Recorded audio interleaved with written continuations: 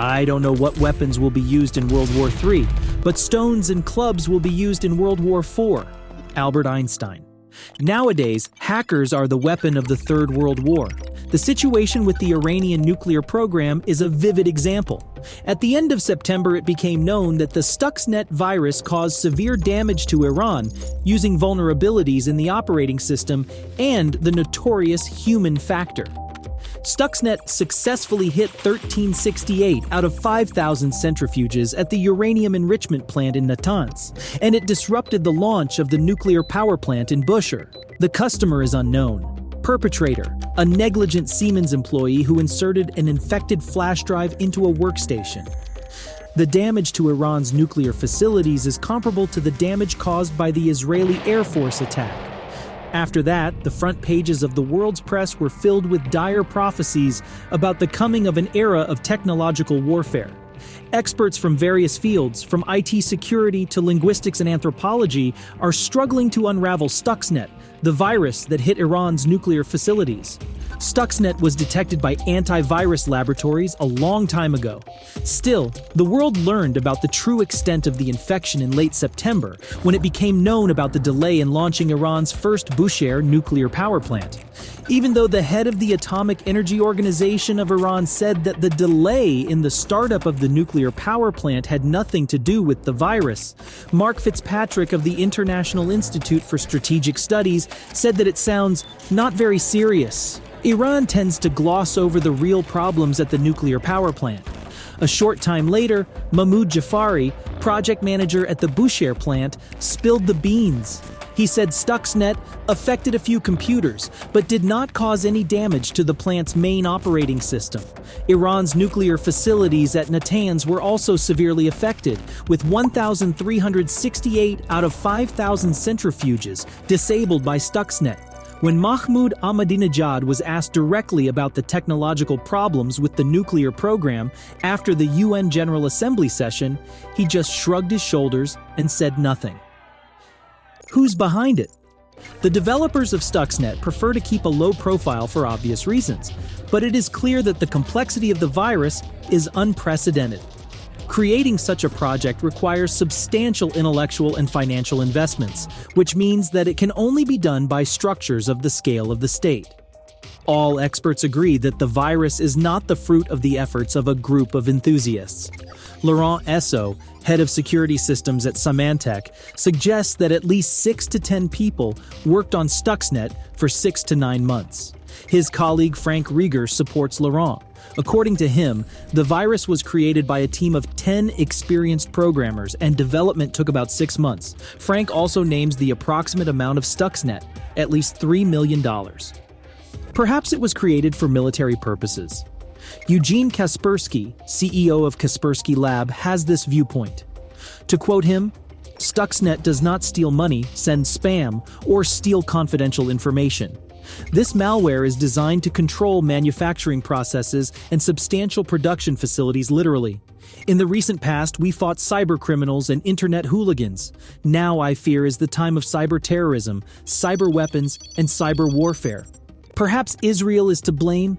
The first to talk about Israel's involvement in the attack on Iran was John Markov, a New York Times journalist who reported that analysts had emphasized the name of one of the code fragments, Myrtle. Translated into Hebrew, Myrtle sounds like Ada's, which in turn is consonant with the name Adassa, which belongs to Esther, the heroine of Jewish history who saved her people from destruction in the Persian Empire.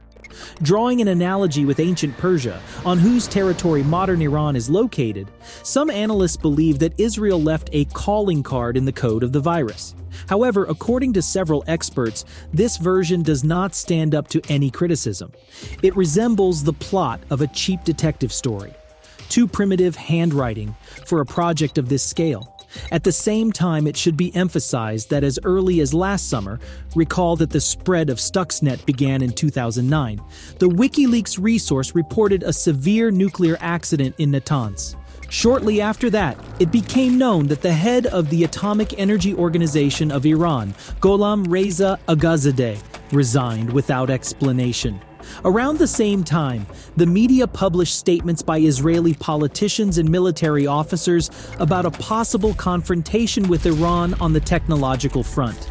In addition, Israel adjusted the projected date for Iran to obtain an atomic bomb, pushing it back to 2014, and the powers of Meir Dagan, head of the Mossad, were extended for the sake of his participation in unnamed essential projects. What was the Stuxnet attack in Iran? According to the book Countdown to Day Zero, Stuxnet and the launch of the first world's digital weapon, in 2010, Atomic Energy Agency inspectors were surprised to see that many of Iran's centrifuges had failed. Neither the Iranians nor the inspectors could understand why equipment made by Siemens, which is designed to enrich the uranium that powers nuclear reactors, was failing so catastrophically.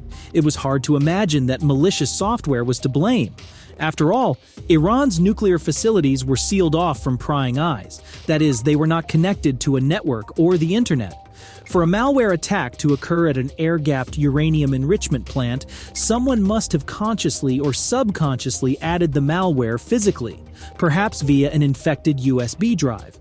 When a security team from Belarus came to investigate some malfunctioning computers in Iran, they discovered some very sophisticated malware. This aggressive malware spread further, and the researchers dubbed it Stuxnet, the world's first digital weapon. Where did it all start? The story of the initial infection that started the spread of the virus is remarkable. Automated control systems at this level are not connected to the web. At a security conference, an expert from the NATO Cyber Center suggested that the success of the Stuxnet attack depended solely on contacts with the right people and rudimentary USB drives. You could pay someone to launch a Trojan into a closed system, or you could tamper with a flash drive for internal use only, Gears pondered. All you have to do is insert an infected flash drive into a standard USB connector on a computer, and Stuxnet immediately and automatically jumps to the operating system, and no antivirus programs or other protection measures can stop it. Indeed, the weak link turned out to be the human factor. Stuxnet was introduced into the system via an ordinary USB flash drive carelessly inserted into a workstation by a careless employee. It is noteworthy that after the statements of Iranian intelligence minister Haider Moslehi about the detention of nuclear spies, they turned out to be completely uninvolved Russian technicians. Siemens management admitted that the virus was introduced by the company's employees, emphasizing the unintentional nature of the infection. It should be noted that Stuxnet affects only a specific type of Siemens controller, namely Simatic S7, which, according to the IEEA, is used by Iran. Is Stuxnet a virus? Many people call the malware a Stuxnet virus. Although it's not a computer virus, it's a computer worm. While viruses and worms are types of malware that can corrupt files, a computer worm can be much more sophisticated. Unlike a virus, a worm does not require human intervention to activate. Instead, it self-propagates, sometimes very quickly, once it enters the system. In addition to deleting data, a computer worm can overload networks, consume bandwidth, open backdoors, reduce hard drive space, and spread other dangerous malware such as rootkits, spyware, and ransomware. Why was Stuxnet so dangerous? Experts call Stuxnet incredibly complex code and the world's first cyber weapon. It may have physically disabled about 1,000 Iranian centrifuges. Stuxnet worked by infecting and sabotaging the programmable logic controllers, PLCs, that controlled the centrifuges. The centrifuges spin at unusually high speeds, creating a force many times greater than gravity to separate the elements in the uranium gas. The worm manipulated the speed of the centrifuges, creating enough stress to damage them.